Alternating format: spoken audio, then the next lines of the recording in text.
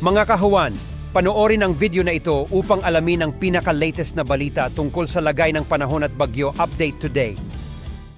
Sa kasalukuyan ay patuloy na umiiral itong shear line o yung salubungan ng amihan at ng hanging nagmumula sa karagatang Pasipiko at siyang nakakaapekto sa may silangang bahagi ng Central at Southern Luzon. Naasahan pa rin na maulap na kalangitan at kalat-kalat na mga pag-ulan sa ilang bahagi dito sa may Metro Manila, gayon din sa may bahagi ng Calabarzon, Bicol Region, sa ilang bahagi ng Central Luzon at ilang bahagi rin ng Mimaropa.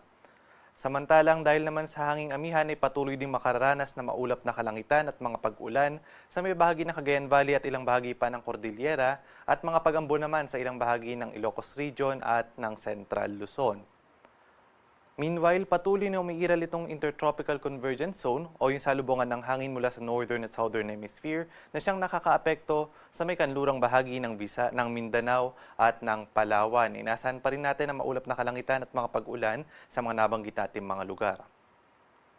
At dahil nga sa epekto ng shear line, naasahan pa rin ngayong araw na magkakaroon ng heavy to intense na mga pag-ulan dito sa may bahagi ng Quezon at Camarines Norte. Meanwhile, moderate to heavy na mga pag-ulan naman sa may bahagi ng Aurora, Camarines Sur, Albay, Sorsogon at sa may Catanduanes. Iba yung pag-iingat po sa ating mga kababayan at maging alerto lalong-lalo na ngayong araw dulot ng mga malalakas na mga pag-ulan na maaaring magdala ng mga pagbaha at pagguho ng lupa.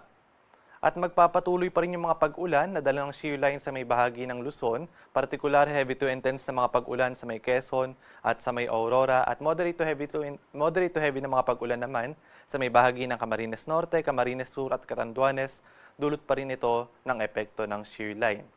At dito naman sa bahagi ng Mindanao, aasahan din na moderate to heavy na mga pag-ulan sa may Surigao del Norte, sa may Dinagat Islands, gayon din dito sa may Surigao del Sur, sa may Davao Oriental, Zamboanga del Norte at sa may Zamboanga Sibugay.